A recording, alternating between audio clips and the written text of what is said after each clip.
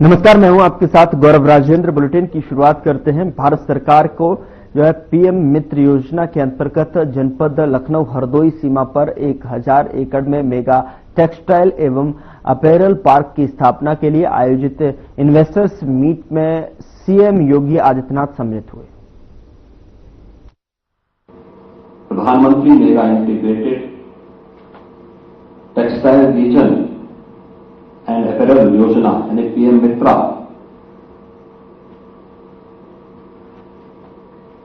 के लखनऊ यानी उत्तर प्रदेश के लिए स्वीकृत इस परियोजना के लिए आयोजित इस इन्वेस्टर मीट में आप सबका मैं हृदय से स्वागत करता हूं, अभिनंदन करता हूं। मेरे लिए यह अत्यंत महत्वपूर्ण हो जाता है कि आदरणीय प्रधानमंत्री जी के विजन, जिन्होंने भारत को टेक्सटाइल के हब के रूप में स्थापित करने के जिस एक महत्वाकांक्षी योजना को आगे बढ़ाया, मुख्यमंत्री के रूप में गुजरात और खासतौर पर सूरत को उन्होंने टेक्सटाइल के एक हब के रूप में स्थापित किया। अपने उसी विजन को उन्होंने देश के अंदर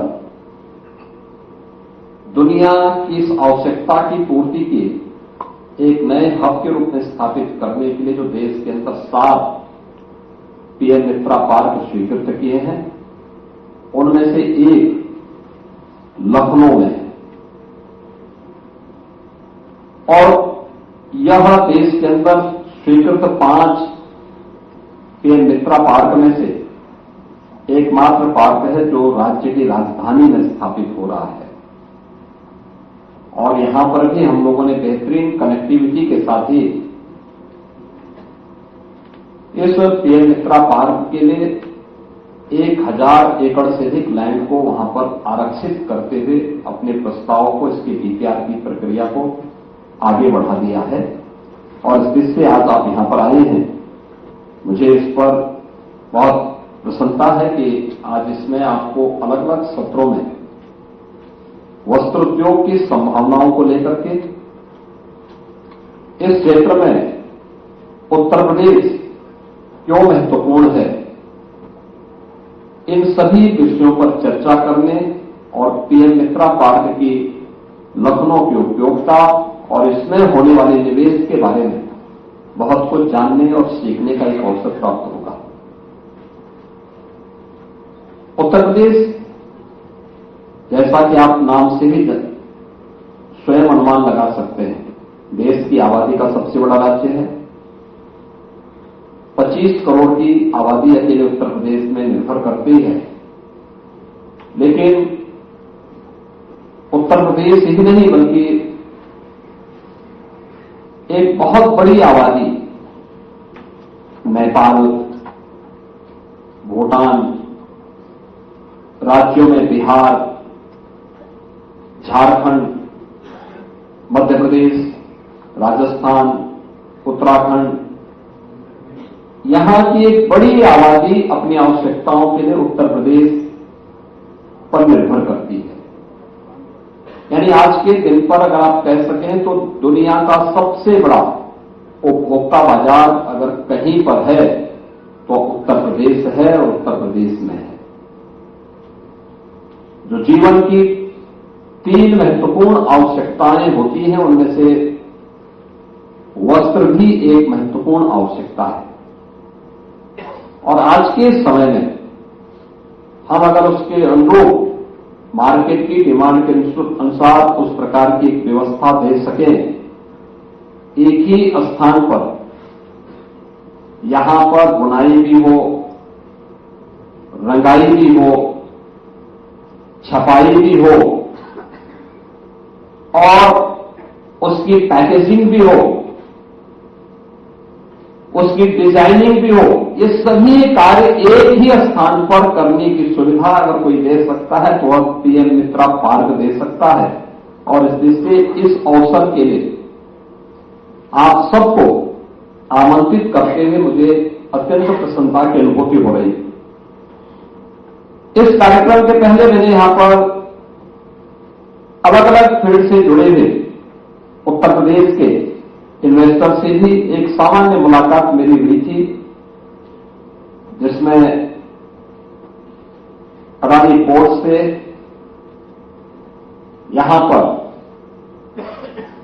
आपके ग्रेटर नोएडा से आए हुए श्री ललित ठकुराल से, कर्नल एस कपूर से, 918 केयर से अमर तुलसियान से,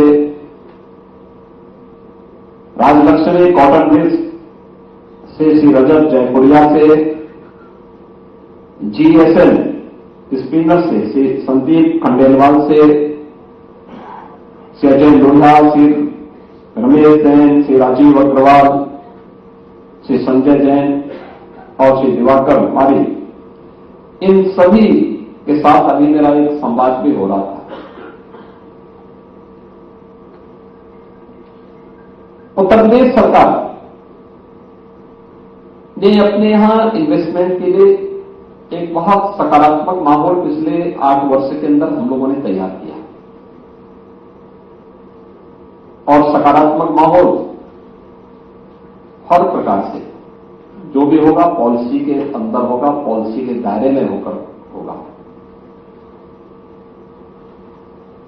इसके लिए 33 सेक्टोरियल पॉलिसीज के साथ उत्तर प्रदेश देश का पहला राज्य है जिसके पास इतनी पॉलिसीज हैं अलग अलग सेक्टर से जुड़ी हुई। इन्वेस्टर की सुविधा के लिए हम लोगों ने यहां पर सिंगल विंडो को प्रभावी ढंग से लागू किया है, और देश का सबसे बड़ा सिंगल विंडो का प्लेटफॉर्म निवेश मित्र के नाम पर उत्तर प्रदेश में है, जिसके माध्यम से हम 500 से अधिक क्लियरेंस एक प्लेटफॉर्म पर उपलब्ध करवाने का कार्य कर रहे हैं। MOU मॉनिटरिंग के लिए भी निवेश सारथी का उपयोग करते हुए हम इस प्रक्रिया को आगे बढ़ा रहे हैं। नियमित रूप से कहीं भी कोई प्रक्रिया अपनानी हो, सीनियर अधिकारियों के साथ साथ मैं स्वयं भी इस मामले में समय समय पर इसकी समीक्षा करता हूं कि किस क्षेत्र में कौन से एनओसीज में क्या समस्या आ रही है और उस समस्या का कारण क्या है, उसके निवारण के मार्ग भी हम लोग वहां पर निकालते हैं। और मुझे अच्छा लगा कि यहां पर आज जिन लोगों ने यहां पे पहले उत्तर प्रदेश की अलग अलग पॉलिसीज में यहां पे निवेश किए थे, उन्हें आज यहां पर 2017 की पॉलिसी के अंतर्गत जो निवेश हुआ था श्री अमर तुलसियान का 9 लिमिटेड गोरखपुर से, उनको भी, और श्री रजत जयपुरिया ये राजलक्ष्मी कॉटन मिल्स ये गौतम बुद्ध नगर से, इन्हें इनका इंसेंटिव भी यहां पर आज वितरित हुआ है। ऐसे सैकड़ों निवेशकों को जिन्होंने अपने प्रोडक्शन को प्रारंभ किया है पॉलिसी के दायरे में आकर के, सभी इंसेंटिव, यद्यपि हम लोग अब इसको भी इंसेंटिव वितरण को भी हमारी ऑनलाइन सारी प्रक्रिया आगे बढ़ चल रही है, डीबीटी के माध्यम से हम उनके अकाउंट में स्वयं भेजते हैं। लेकिन मैंने भी बार बार कहा है कि जब हम कोई आयोजन करते हैं तो उस कार्यक्रम के माध्यम से मंच पर अपने निवेशक का हम सम्मान करें, मंच पर उनको बुला करके, जिससे किसी को भी विश्वास हो कि एक औपचारिकता नहीं, केवल पॉलिसी में घोषणा यह एक औपचारिक नहीं होती है, बल्कि उसका क्रियान्वयन भी ईमानदारी के साथ हो रहा है। और उत्तर प्रदेश देश का पहला राज्य है जिसमें अब तक सर्वाधिक अपने इन्वेस्टर को सर्वाधिक इंसेंटिव भी वितरित करने की कार्रवाई को आगे बढ़ाया है। ऐसे ही यहां पे लेटर ऑफ इंटेंट भी यहां पे जारी किए गए हैं।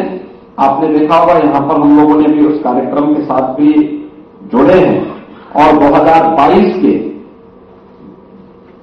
जो पॉलिसी के दायरे में जिन लोगों ने यहां उत्तर प्रदेश में, जिन निवेशकों ने उत्तर प्रदेश में अपने निवेश किए थे टेक्सटाइल के फील्ड में, उनको हम लोगों ने यहां पर अपना निवेश, उनके भी इंसेंटिव अभी यहां पर वितरित हुए हैं।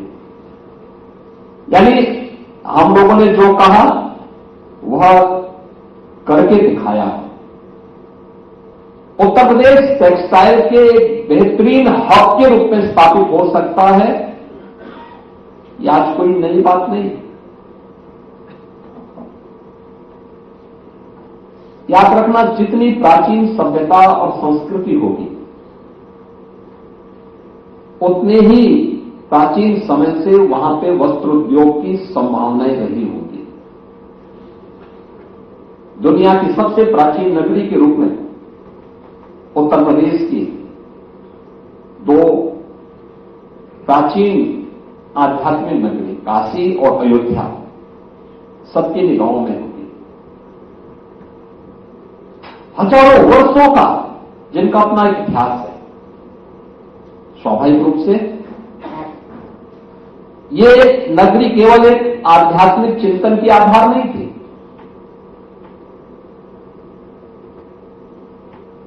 ये जितने भी हमारे प्राचीन आध्यात्मिक स्थल थे, ये केवल संस्कृति की विशेष आगे नहीं बढ़ी थी, बल्कि इन्होंने समृद्धि को भी एक नई ऊंचाई तक पहुंचाने में योगदान दिया था।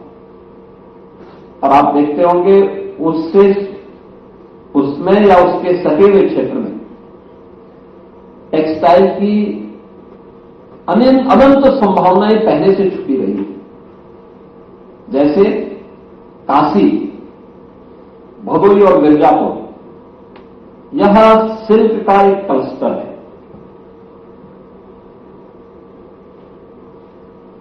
वाराणसी साड़ी, कौन से ऐसे भारतीय परिवार होंगे जिन परिवारों में किसी मांगलिक कार्यक्रम में वाराणसी की साड़ी लोगों की पसंद न बनती हो। कारपेट, वाराणसी, भदोही और मिर्जापुर का कारपेट आज फिर से वह पुनर्जीवित हुआ है।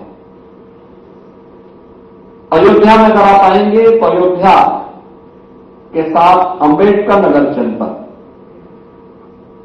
ये अपनी बेहतरीन हैंडलूम के लिए और वहां पे वस्त्र उद्योग के लिए जाना जाता रहा है।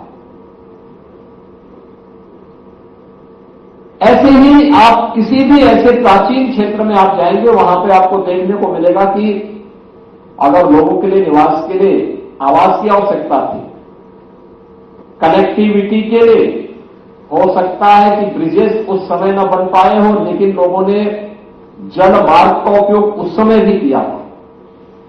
वाटरवे उस समय थे, साधन माध्यम दूसरे हो सकते हैं, लेकिन तब भी लोग उसका उपयोग करते थे। ऐसे ही उत्तर प्रदेश के अंदर अलग अलग क्षेत्रों में आप देख सकते हैं। हम लोग देखते हैं गोरखपुर में, संत कबीर नगर में, आजमगढ़ में, मुबारकपुर में आज भी टेक्सटाइल का एक बहुत बड़ा केंद्र है। मऊ के अंदर हैंडलूम का बहुत अच्छा कार्य है। ऐसे ही लखनऊ के अंदर सैकड़ों वर्षों से पुराने घरों में चिकन कारीगरी का कार्य बेहतरीन तरीके से होता है। और आज जब हम लोगों ने वन डिस्ट्रिक्ट वन प्रोडक्ट की अपनी एक पॉलिसी यहां प्रदेश के अंदर लागू की और उस कार्यक्रम के अंतर्गत इसको थोड़ा भी प्रोत्साहित किया, परिणाम क्या आया कि आज इनके पास जितना ऑर्डर इनको मिलता है उतना ये सप्लाई नहीं कर पाते। इसका मतलब संभावनाएं इसमें बहुत कुछ है। हां, घर घर में होता है, महिलाएं जुड़ी हुई है। अगर आप पश्चिम की तरफ जाएंगे तो पश्चिम में पिलुआ की चर्चा हुई थी, मेरठ की चर्चा हुई थी, अन्य क्षेत्रों में भी अनंत संभावनाएं इसमें है। और इसीलिए सरकार ने तय किया है कि उत्तर प्रदेश के अंदर यह केवल लखनऊ में यह इंटीग्रेटेड टेक्सटाइल पार्क ही नहीं बनेगा, बल्कि इसके बाद इसके एक्सटेंशन सेंटर के रूप में 10 नए पार्क राज्य सरकार अपने स्तर पर प्रदेश के अंदर अलग अलग स्थानों पर स्थापित करेगी। और संत कबीरदास के नाम पर हम इसे आगे बढ़ाएंगे। टेक्सटाइल के साथ साथ लेदर के भी जो नए क्लस्टर विकसित हो सकते हैं, 2 नए लेदर पार्क संत रविदास के नाम पर हम उत्तर प्रदेश के अंदर इसके साथ ही विकसित करने जा रहे हैं। यानी ये उत्तर प्रदेश की इन संभावनाओं को आगे बढ़ाता है और इन कार्यक्रमों को हम आगे बढ़ाने के लिए पूरी तरीके से इन कार्यक्रमों के साथ जुड़े हुए हैं। और मुझे प्रसन्नता है कि आज Uttar Pradesh handloom, powerloom, silk, textile और गारमेंटिंग की जो हमारी 2017 की पॉलिसी थी, उसके अंतर्गत जिन निवेशकों ने यहां निवेश किया था, ऐसे 80 इन्वेस्टर थे जिनको आज 210 करोड़ रुपए का इंसेंटिव वितरित हो रहा है, जिनमें हमने 2 लोगों को यहां पर किया है। और 2000 पॉलिसी के अंतर्गत ऐसे 44 इन्वेस्टर थे जिनको आज हम लोगों ने 768 करोड़ रुपए की परियोजनाओं के लिए लेटर ऑफ कंफर्ट जारी किया है। और 2022 की पॉलिसी के अंतर्गत 8 करोड़ रुपए का यहां पर हम लोगों ने उन्हें उनका इंसेंटिव भी वितरित किया है। पीएम मित्रा पार्क के लिए 700 करोड़ रुपए के 2 एमओयू भी यहां पर आज एक्सचेंज हुए हैं। पीएम मित्रा पार्क के बारे में जो आदरणीय प्रधानमंत्री जी ने यहां पहले ही बात कही थी कि हम लोग इसको 5F से जोड़ेंगे, यानी farm to fibre, fibre to factory, factory to fashion और फैशन टू फॉरेन, यानी हम इसको एक्सपोर्ट भी कर सकते हैं।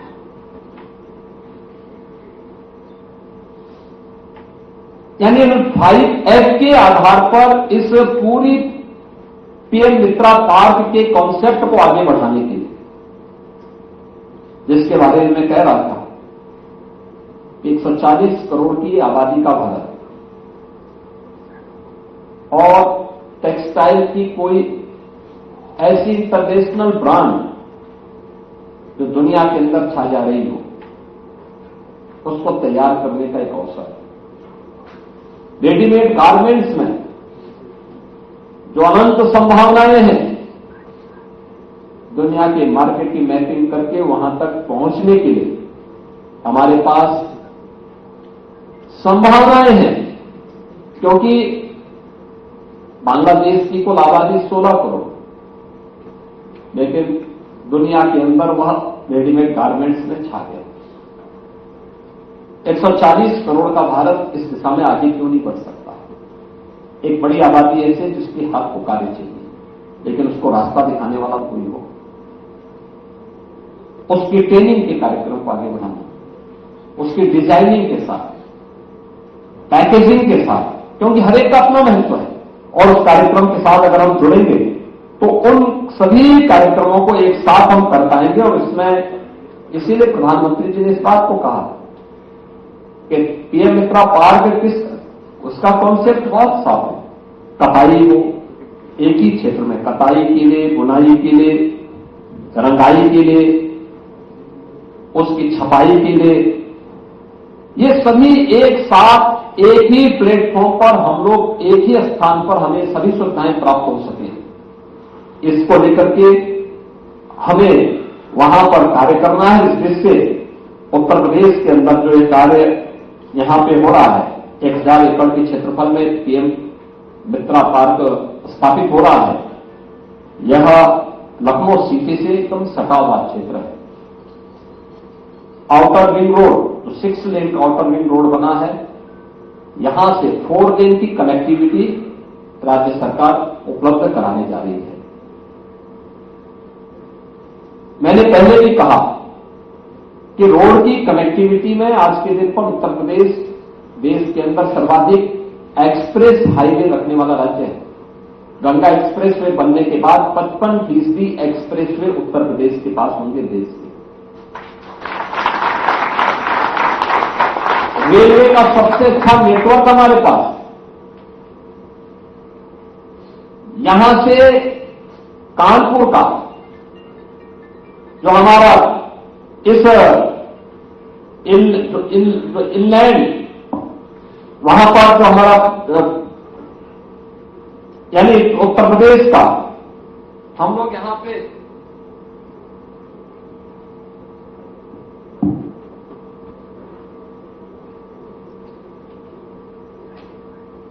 जो सुविधाएं यहां पे दे रहे हैं, देश का पहला इनलैंड वाटरवे वाराणसी से हल्दिया के बीच में प्रारंभ हो चुका है। पूर्वांचल एक्सप्रेसवे लखनऊ से वाराणसी तक पहुंच चुका है। फ्रीक्वेंट आवागमन आपके लिए, लेकिन डेडिकेटेड फ्रेट कॉरिडोर की सुविधा भी यहां से कानपुर के बीच में, जो लखनऊ से आपको जब मिलेगी तो एक ग्रीनफील्ड एक्सप्रेस वे के साथ आपको ये सुविधा यहां से कानपुर से प्राप्त हो जाएगी और डेडिकेटेड फ्रेट कॉरिडोर से आप पूर्वी बंदरगाह तक आसानी से पहुंच सकते हैं। कनेक्टिविटी का भी इश्यू नहीं।